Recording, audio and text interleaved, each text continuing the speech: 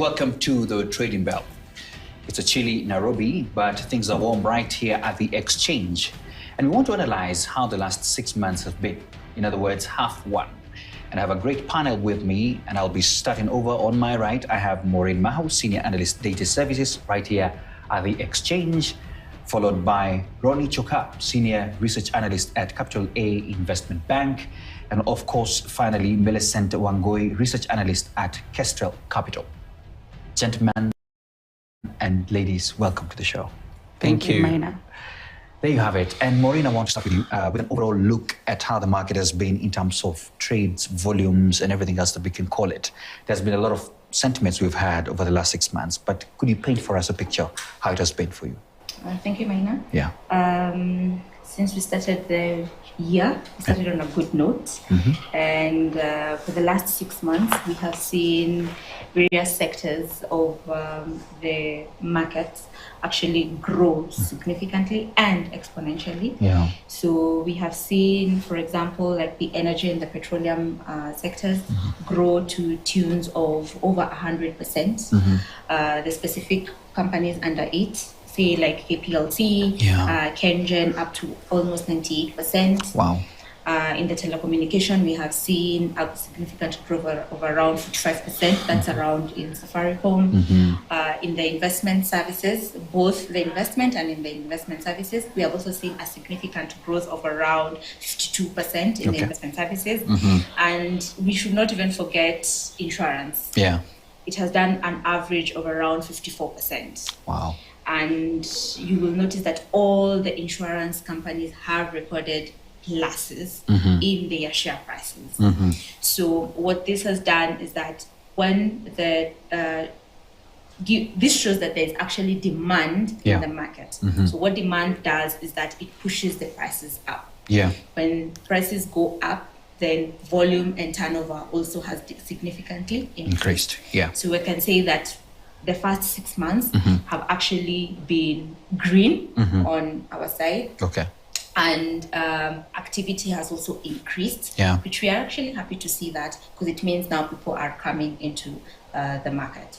Maybe now what is really important is to see how that has been segmented across the various markets that we serve. And we shall discuss that. And just before I move on to my amazing guests, you've talked a lot about some of the activities we have seen, and I just wanted to ask you, are there some specific pointers that have led to this, in your own opinion, in terms of this recovery, investor sentiment, or something else? Is there something you could credit this to?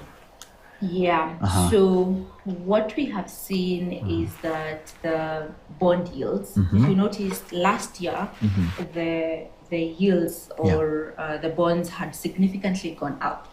So whereby we had very high rates of up to 18% or even 16%.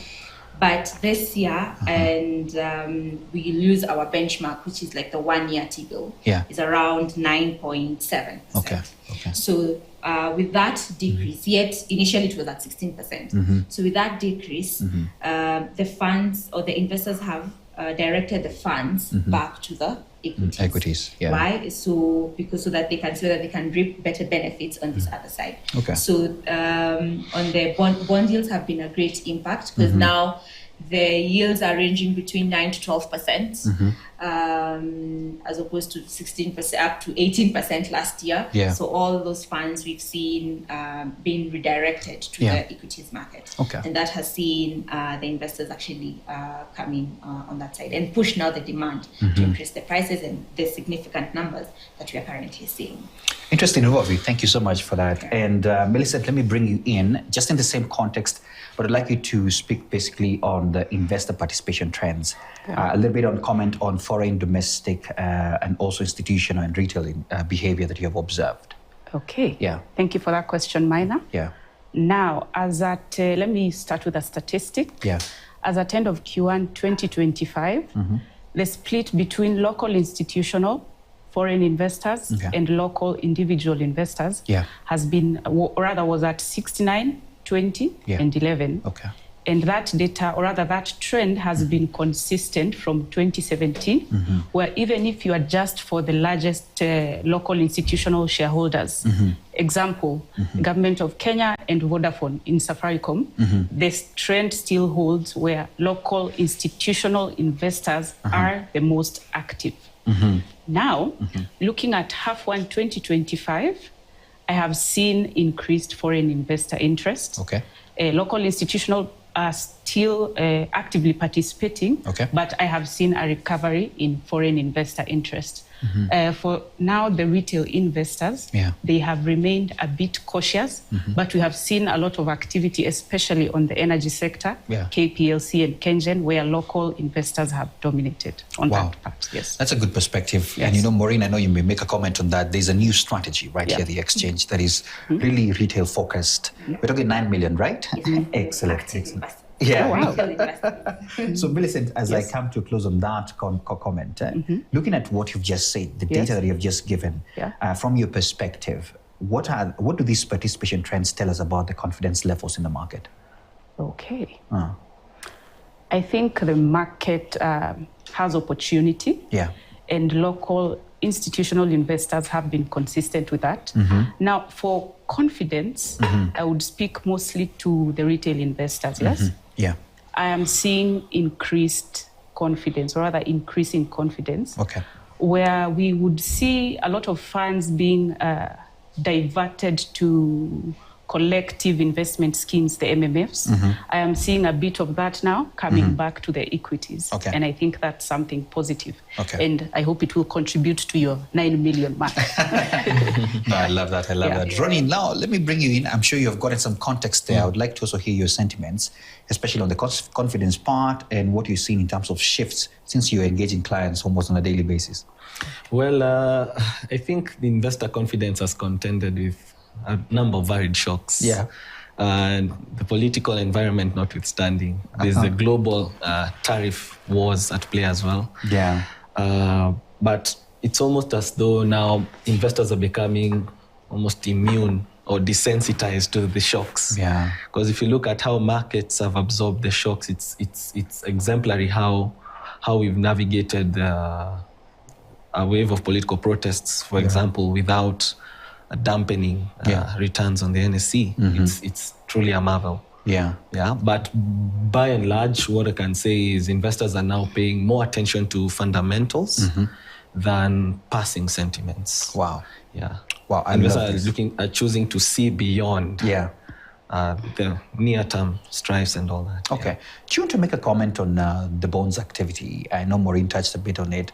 What have you observed as well down there? In the bonds market, we've seen a tremendous activity. I think we've reached at the sweet spot of the yield curve where we're having tremendous trading activity.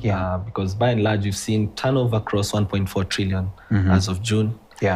And mark you, the whole of 2024's turnover was 1.5 trillion. So we are almost 95% of 2024's turnover by June. That tells you the vibrancy of the bond market this year. Might this be the highest point ever reached on turnover that we might reach this year, hopefully? I think it can only go higher from this point. I can see Maureen is a data person saying, this could be. So Maureen, let me bring you in as well, because I know even the NSE launched the latest index, that was the NSE 10. But I just want you to give an overall index feeling on how the sector performed. So let's talk about these NSE 2025, but I would like you to give me an overall. How are the indices looking around? So maybe just a brief. The index is a perfect representation of the market. Absolutely. Why? Because it's just a statistical measure or an average of how the market is actually performing.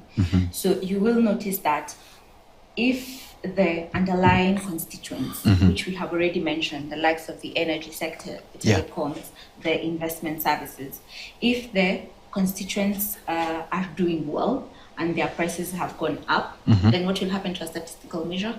To also go up. Absolutely.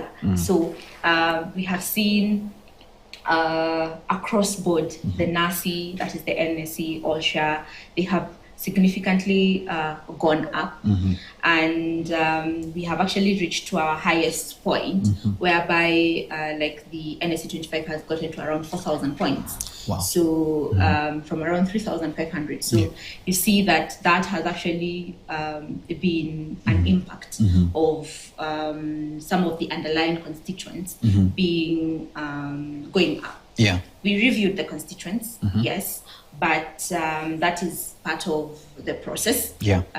Why? Because again, activity changes and some of the measures that we use. So some fall off, some come in, but that has not affected the indices, the index performance at all. Okay. Even as on the NSE 10, which uses the most it's a float adjusted index, but what happens is that we have seen as well a significant increase since it started at around 1,000 points, around 1,500 points. So you can see the prices, the underlying prices on the constituents are a full reflection on the index performance, on the index averages and the points. Okay, lovely. Yes, please go ahead. I'd also like to add, or rather shine light on the NASI. Yeah. When we look at the year-to-date changes, at around May, we were at 10% year-to-date. Right now, we're at 28%. Oh. That's a significant shift in that short time. And I think it speaks to what Maureen has said. Yeah. Wow, absolutely, absolutely. Now that Millicent, you have the mic, as if I've just passed the mic now. Now that you have that, I just wanted to just also ask you to just paint a picture on this. Would you say the market is responding more to fundamentals or short-term, sentiments? What's your observation on that?